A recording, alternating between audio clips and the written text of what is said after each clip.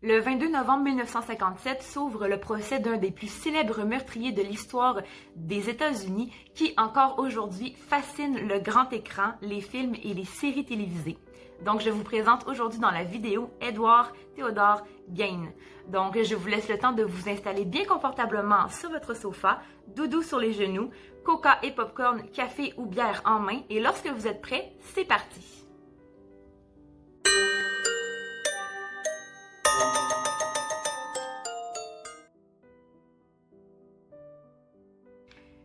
Né d'un homme du prénom de George Gain et d'Augusta Wilhelmine, Ed Gain, de son vrai nom Edward Theodore Gain, est né dans une famille assez dysfonctionnelle et grandit aux côtés de son fils Henry. Donc, ils vont grandir dans une famille assez instable, assez intense et assez perturbée.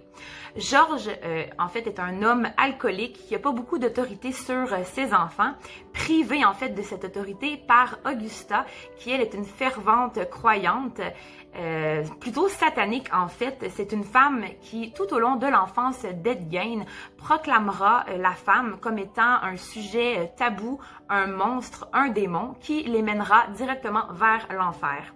Donc, elle dira à Ed et à Henry, ses deux enfants, que si jamais il leur arriverait de toucher à une femme, ils iraient directement en enfer. Donc, tout au long de son enfance, Ed Gain va subir les calvaires de sa mère, et tandis que elle voudra faire valoir, en fait, ses croyances par la force envers George, Ed et Henry. Devant ses enfants, Augusta prendra plaisir en fait à détruire l'image de George en lui criant des insultes et en l'injuriant devant les enfants et vice-versa. Donc, elle criera injuste à Ed devant Henry et George et fera de même avec Henry devant Ed et George. Donc, on voit que la famille vit dans une atmosphère assez tendue, assez spéciale. Et tout au long de son enfance, Ed subira les comportements de sa mère, mais cela ne l'empêchera pas, en fait, de finalement idolâtrer cette dernière. Elle sera présente pour son fils souvent, elle l'empêchera de tomber, elle sera toujours une bonne mère pour lui. En fait, c'est quelque chose qui est assez spécial, assez perturbant en fait dans justement leur relation entre Ed Gain et sa mère Augusta, c'est qu'au travers de son amour qu'il croit qu'elle a pour lui, elle va détruire en fait tranquillement sa psychologie et détruire son comportement, en fait ce qui fait de lui ce qu'il est. Tout au long de son enfance, Ed se fera reprocher plusieurs choses par sa mère et en contrepartie, elle va lui dire à quel point elle l'aime, à quel point il est beau, à quel point il est tout pour elle. Donc, il a en fait les deux parties, le bon et le mauvais. C'est en fait ce genre d'acte-là de manipulation qui finit par détruire le comportement et faire des fissures dans les traits de la personnalité d'un enfant. Tandis qu'Henry, lui, il est vraiment exclu de cette relation très spéciale et très instable en fait avec Augusta et Ed. En fait, lui, Henry, il voit ce qui se passe entre ces deux-là et comprendra assez vite que leur relation est de nature en fait dangereuse. George, lui, sera la plupart du temps en retrait de sa femme, de Augusta, de Ed et d'Henry. Il n'aura aucune autorité finalement et passera ses journées à boire. Augusta, finalement, va commencer à se faire maltraiter par George parce que ce dernier est tanné, en fait, de devoir subir les reproches de sa femme. Donc, George va commencer à battre Augusta devant Ed et Henry qui sont toujours à la maison. Ça, c'est quand ils ne sont pas à l'école. Ils sont vite privés de vie sociale, de relations, de vie extérieure que la ferme. Donc déjà là, en deuxième lieu, ça va faire une autre fissure dans la personnalité des deux jeunes enfants.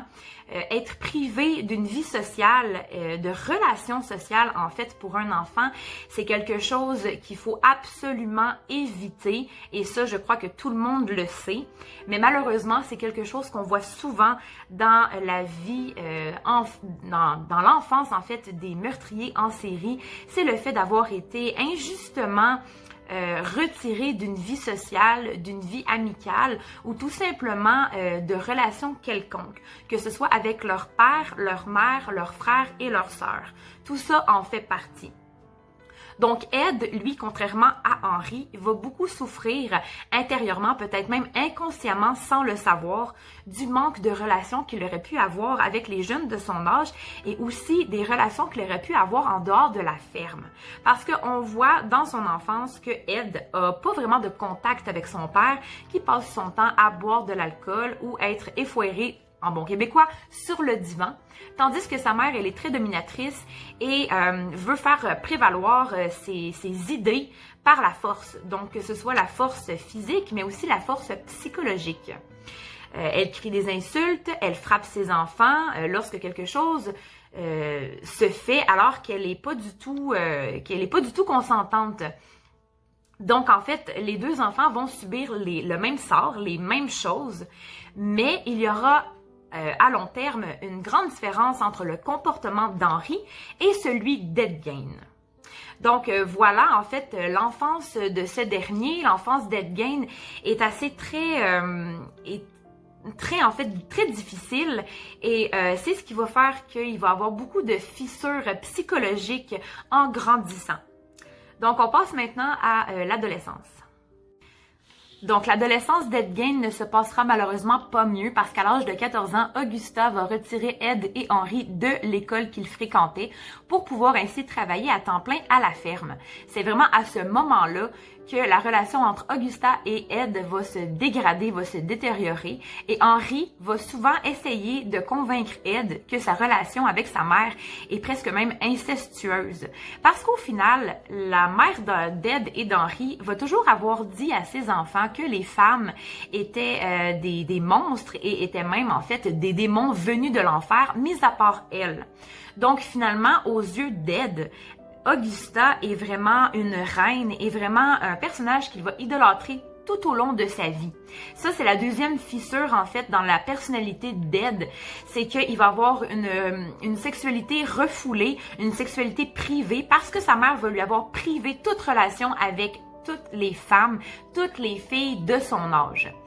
Malheureusement, Henry va souvent essayer de convaincre Ed que sa relation avec sa mère, elle est presque même incestueuse, qu'elle est étrange, mais Ed, lui, ne comprendra pas ça et à chaque fois qu'Henry va essayer de s'interposer entre Augusta et lui, eh bien malheureusement, ça va souvent finir en bataille. Les deux garçons vont se battre, tandis que George, lui, est décédé depuis plusieurs années, donc il ne reste en fait que la figure autoritaire maternelle.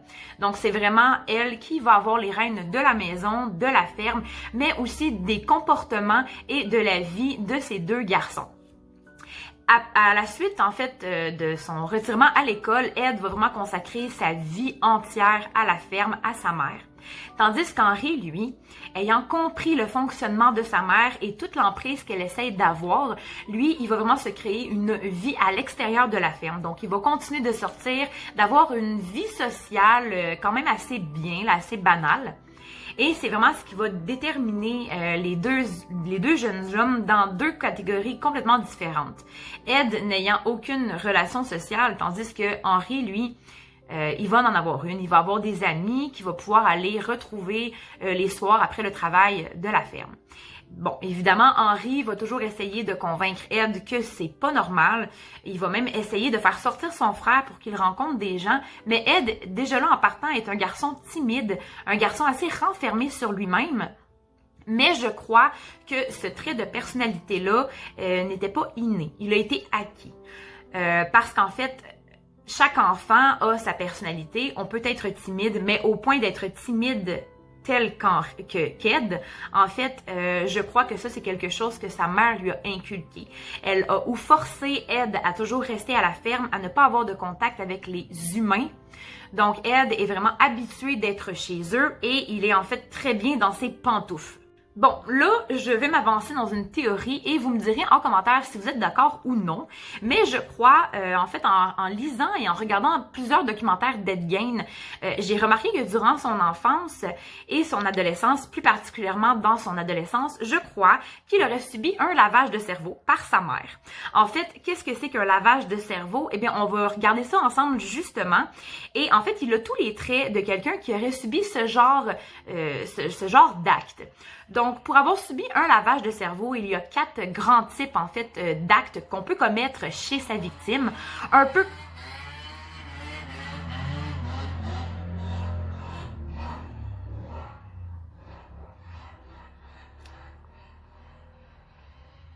Les soirées d'hiver au Québec, c'est ça. Le 4 roues, la motocross.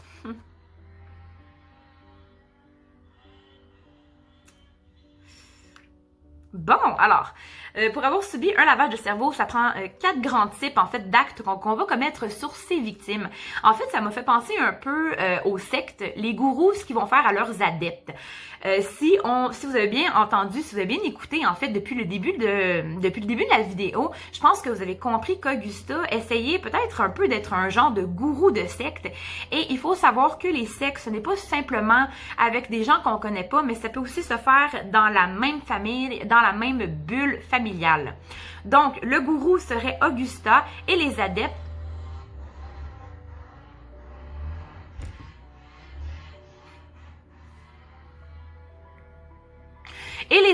seraient en fait les enfants et le mari. Donc, la première technique, c'est la technique environnementale. Qu'est-ce que c'est? C'est souvent le genre d'acte qu'on va faire en premier et c'est quelque chose, en fait, qui est très facile à faire. On prend sa victime et on la retire de tout son milieu familial, que ce soit le milieu familial, le milieu social, le travail, bon, toutes ces choses-là. J'imagine que vous connaissez quand même assez beaucoup de tueurs en série. Il y en a beaucoup qui vont séquestrer leur victime. Pourquoi on séquestre la victime? Pourquoi on l'enlève de toutes ses relations et de son environnement? Eh bien, c'est pour qu'elle finisse par penser, agir pour, en fait, le gourou ou le tueur. Qu'elle dépende entièrement de cette personne-là. Et dans le cas d'Ed Gein, ben malheureusement, c'est exactement ce qui est arrivé. Au fil des années, il a fini par vraiment penser pour Augusta, penser pour elle, comme elle, et vraiment être dépendant de cette dernière.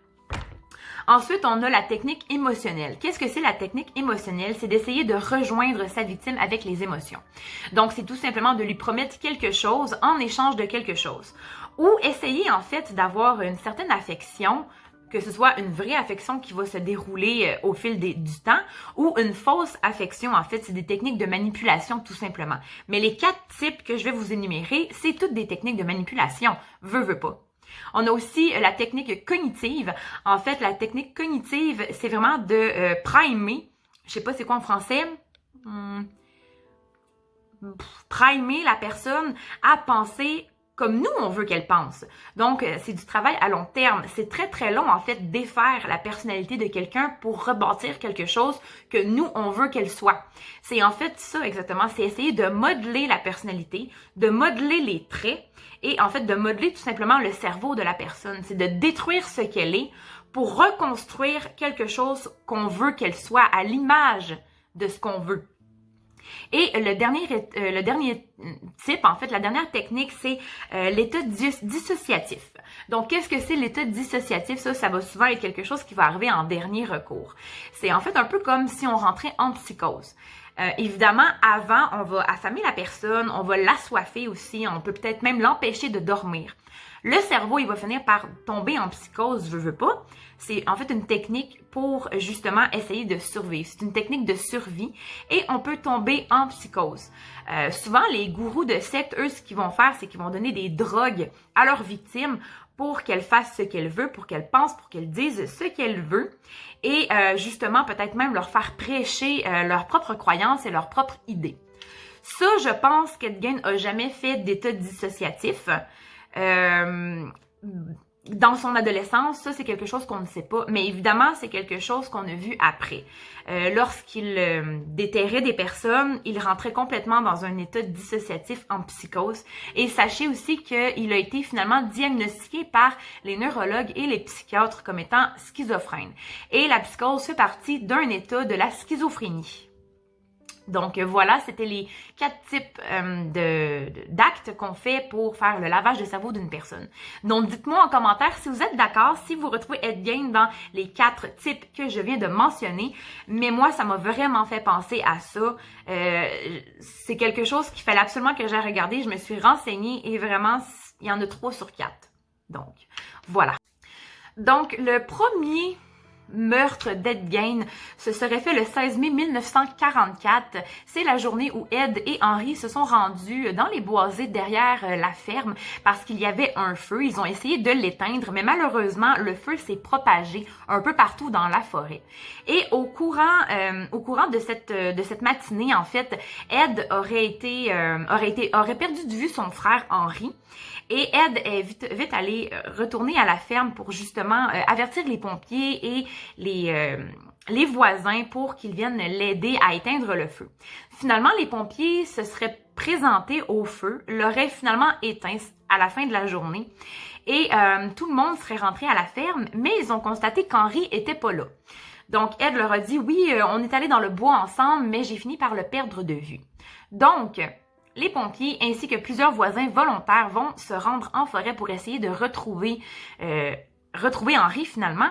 Et Ed va les suivre et sans s'en rendre compte ou inconsciemment, Ed en fait va conduire les ambulanciers, les pompiers et les voisins volontaires directement au corps d'Henry. Donc là, il retrouve le corps d'Henry. Il n'a pas été brûlé, en fait assez peu. Mais il présente certaines blessures à la tête. Donc là, évidemment, il va avoir une petite enquête, mais il y a eu le feu. Bon, peut-être qu'Henry s'est cogné tout simplement et il est tombé inconscient et bon, le feu s'est propagé et il a été à moitié brûlé. Donc, il ne sera jamais vraiment accusé de ce meurtre. Certains pensent que ce serait vraiment Ed qui aurait tué Henry et en fait, je pense que son motif, si c'est vraiment lui, son motif serait en fait que Henry détestait sa mère, tout simplement. Henry n'était pas d'accord avec la relation qu'Ed entretenait avec sa mère. Donc, je crois que ce serait le motif qui aurait poussé Ed à commettre ce meurtre, si c'est vraiment lui. Mais encore aujourd'hui, on ne le sait pas. Et Ed a jamais vraiment fait d'aveu sur ce qui s'est passé cette journée-là, mis à part à la fin de la journée lorsqu'il a parlé aux pompiers, aux ambulanciers et aux voisins. Donc, encore aujourd'hui, on ne le sait pas. Donc, en décembre 1945, c'est vraiment là que l'histoire d'Ed va commencer, si on peut dire ça comme ça. L'homme a alors 39 ans et sa mère va décéder en fait suite à une maladie. Mais on sait évidemment qu'Ed ne s'en remettra jamais. Évidemment, vous avez bien compris, dans l'enfance d'Ed, il a toujours été très dépendant de sa mère et a toujours vécu que pour elle, a toujours fait tout que pour elle, l'a protégé, l'a surprotégé. Et en 45, quand elle décède, Ed ne s'en remettra tout simplement jamais. À l'enterrement, il va agir comme un petit enfant et pleurer. Il va pleurer comme un enfant ferait lors de la perte d'un de ses parents.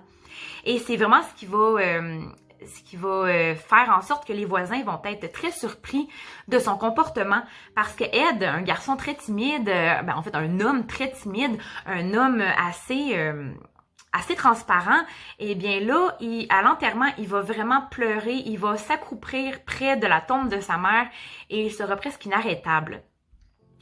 Ensuite, en 1954, Mary Hogan va disparaître. Comme ça, sans laisser de traces. Elle possédait un bar, je crois, c'est Hogan's Bar. Et Ed avait l'habitude de se rendre là les soirs pour boire un verre et essayer en fait d'avoir des relations sociales, une vie sociale ou tout simplement pour passer le temps. Bon, peu importe, ça on ne le sait pas. Mais une soirée, en fait, Mary Hogan va disparaître. Ce n'est que le lendemain matin, en fait, qu'un homme qui avait l'habitude de se rendre là va entrer dans le bar pour aller chercher des glaces. C'était en fait un bar un peu comme un dépanneur, en fait. Il vendait plusieurs choses, là. Il vendait de l'alcool, de la glace. Et en fait, cet homme s'en allait chercher une glace pour ses enfants. Et lorsqu'il est entré dans le bar, en fait, il va découvrir une traînée de sang qui mène jusqu'au parking. Il va ressortir immédiatement pour alerter les policiers. Quand les policiers vont arriver, ils vont voir la traînée de sang qui mène au parking. Et en fait, il va avoir... En fait, on sait que c'est pas un vol, c'est vraiment pas pour voler le bar, parce que dans le bar, il va y avoir non seulement la traînée de sang, mais aussi beaucoup d'argent étalé par terre. Donc ça, on sait déjà que c'est pas pour ça. Les policiers, en fait, vont être incapables de trouver c'est qui a fait ça. Est-ce que Mary elle est encore en vie? Est-ce qu'elle est décédée? Est-ce que c'est un meurtre? Ils seront jamais capables d'élucider ça parce qu'il va y avoir un gros manque de preuves.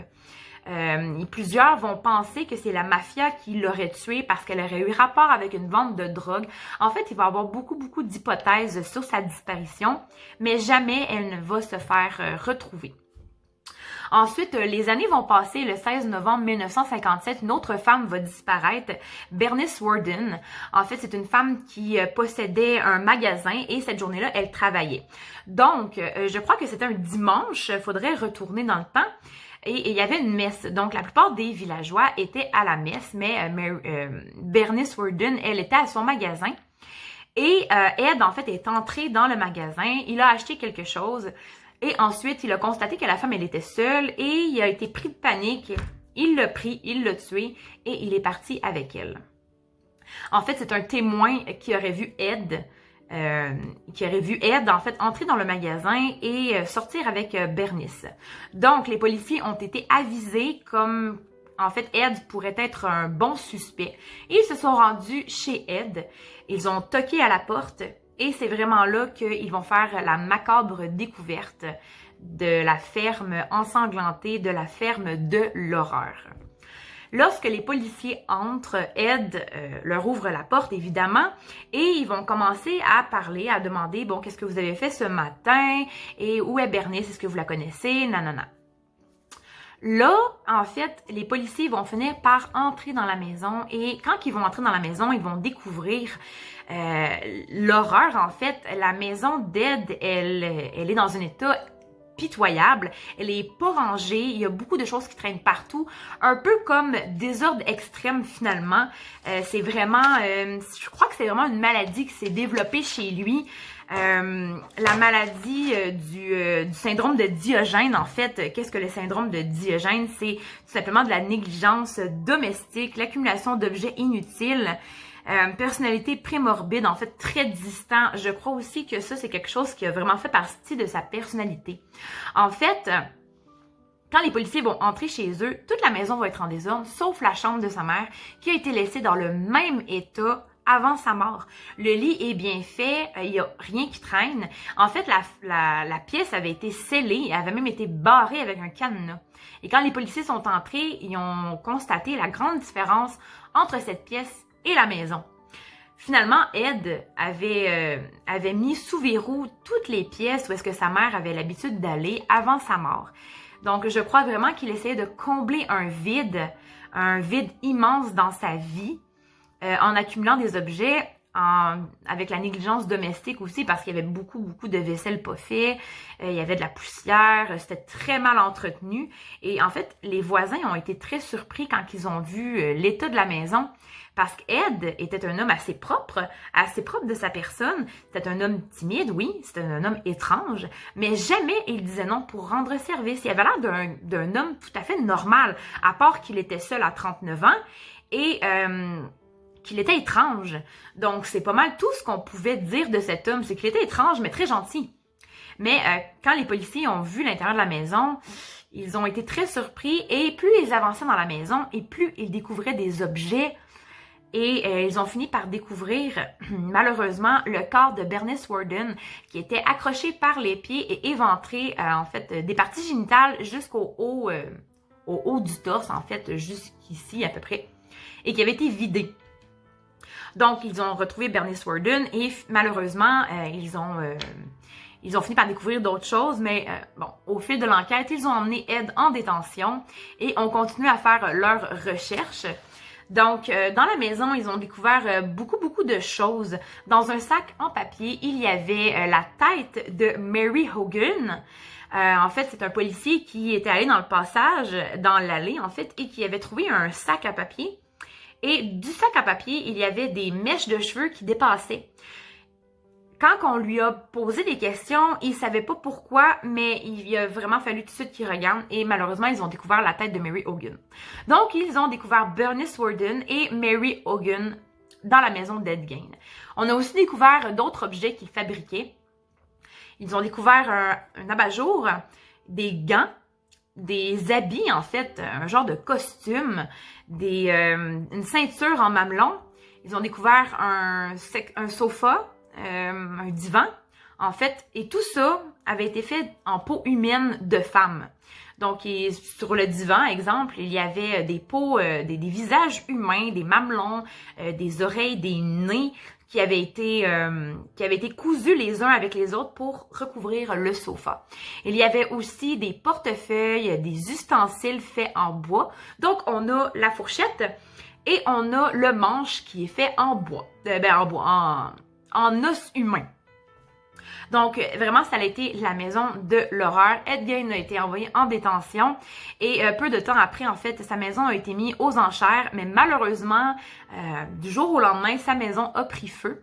Quand on a annoncé à Ed Gein que sa maison avait pris feu, en fait, que la ferme au complet avait pris feu, on ne sait pas comment, il a tout simplement dit, c'est mieux comme ça. Ensuite, bon, il y a un procès qui va s'ouvrir pour les deux meurtres, en fait, de Mary Hogan et de Bernice Worden. Et le procès va s'ouvrir le 22 novembre 1957. Les avocats d'Ed Gein vont plaider la folie. Il va être déclaré, en fait, aliéné mental. Et je me demandais, en fait, qu'est-ce que ça veut dire aliéné mental? Parce que c'est quelque chose qu'on dit souvent à lui, c'est un aliéné mental ou un arriéré mental. Mais qu'est-ce que ça veut dire? Donc, pour vous, j'ai été voir la définition. Alors, définition d'aliéné mental, c'est une affection mentale instable qui provoque un retrait physique et psychologique de l'individu atteint vis-à-vis du monde qui l'entoure. Il sera donc coupé du monde réel. Cela peut apparaître chez une personne même schizophrène. Donc, un peu plus tard, il a été déclaré schizophrène. Donc, on peut comprendre en fait ce premier diagnostic qui a été fait chez lui. Aliéné mental, oui, ça y va bien en fait parce que c'était un homme qui était très solitaire et très coupé en fait du monde réel. Donc on voit qu'au moment où il déterrait des cadavres, parce que oui aussi il a déterré beaucoup de cadavres, en fait c'est seulement au deuxième procès que Ed Gein va avouer avoir tué seulement deux personnes. Le juge, au début, il ne voudra pas aller rouvrir des tombes, en fait, pour pas troubler la famille des personnes décédées, mais il va finalement le faire et il va vraiment constater, en fait, à chaque fois, Ed Gein va dire, moi, j'ai déterré cette personne-là. Ils vont aller voir, en fait, ils vont ouvrir le tombeau de cette personne-là et elle ne sera plus là. Donc, c'est vraiment comme ça qu'on va réussir à croire Ed Gein. Mais malheureusement, il a tout de même été proclamé tueur en série. En fait, pour être tueur en série, il faut avoir tué 3 personnes et plus. Donc, on connaît Mary Hogan, Bernice Worden et Henry Gein, son frère. Donc, on pense qu'il aurait tué son frère. C'est pourquoi on l'a mis dans la catégorie des tueurs en série. Donc, si vous allez voir sur Google Ed Gein, eh bien, en dessous, il va être écrit tueur en série. C'est tout simplement pour ça. Mais jusqu'à aujourd'hui, on ne le sait pas et on ne le saura jamais. Donc, c'est pour ça, en fait, qu'on l'a mis dans la section des tueurs en série, c'est qu'on aurait 3 victimes. En même temps, dans les mêmes années, plusieurs personnes ont disparu. En fait, j'ai noté, je crois que j'ai noté quelques noms. Oui, j'ai noté quelques noms. Donc, le 1er mai 1947, il y a Georgia Weckler, de 8 ans, qui aurait disparu à la sortie de son école. Il y aurait aussi, en novembre 1952, 2 chasseurs qui auraient disparu. Et en octobre 1953, Evelyn Hartley, 15 ans, qui aurait aussi disparu. Donc, on a essayé de prendre de toutes ces disparitions-là et d'essayer de les relier à Ed Gein. Jusqu'à aujourd'hui, on n'a pas été capable. Mais je pense qu'en fait, je ne crois pas que ce serait lui, en fait, qui aurait fait disparaître ces personnes parce que c'était pas du tout son genre de victime, malheureusement. On a des hommes, on a des petites filles, mais Bernice Worden et Mary Hogan étaient des femmes de la même tranche que sa mère, de même tranche d'âge que sa mère, même autoritaire que sa mère. En fait, elle ressemblait beaucoup de points à sa mère. Je crois en faisant ça, en déterrant des victimes qui ressemblaient à sa mère ou en assassinant des femmes qui ressemblaient à sa mère, il a tout simplement essayé de la remplacer. C'est tout. Quand sa mère est décédée, c'était un homme perdu, un homme qui incapable de prendre des décisions par lui-même. Il était irresponsable. Et ça, en fait, tous ses traits, tout ce qui fait de lui ce qu'il a été, eh bien, ça a été à cause de sa mère et à cause de son enfance. Tout simplement, tout ce qu'on retrouve à l'enfance, on va le retrouver dans les actes, dans le comportement et dans les fissures psychologiques et de personnalité à l'âge adulte de la personne. Donc, puis voilà, donc en fait un troisième procès va s'ouvrir en fait pour Ed Gein et il sera vraiment déclaré schizophrène et il ne sera pas en fait accusé de tout ce qu'il a fait parce qu'il était instable et en fait il n'était pas coupable des gestes qu'il a commis, que ce soit des meurtres ou que ce soit la profanation de cadavres et de cimetières. Donc, étant déclaré schizophrène, il n'ira pas en prison. Il va en fait il va se rendre dans un centre psychiatrique de Madison en 1984 et il va passer le reste de sa vie là et il va y mourir à l'âge de 77 ans d'un cancer des intestins et aussi d'une insuffisance respiratoire. Donc, j'ai fait aussi d'autres recherches et je vais vous énumérer ici en fait toutes les idées cinématographiques qui ont inspiré en fait la vie d'Ed Gein. Donc, il y a Psychose en 1960, il y a Massacre à la tronçonneuse en 1974, il y a le film Maniac en 1980, il y a le Silence des agneaux en 1991, il y a Deranged en 1974, il y a Ed Gein le boucher, c'est un documentaire qui est sorti en 2002, il y a aussi American Psycho en 2000. Il y a Psychose. Il y a aussi des séries, en fait, qui ont été inspirées de son histoire.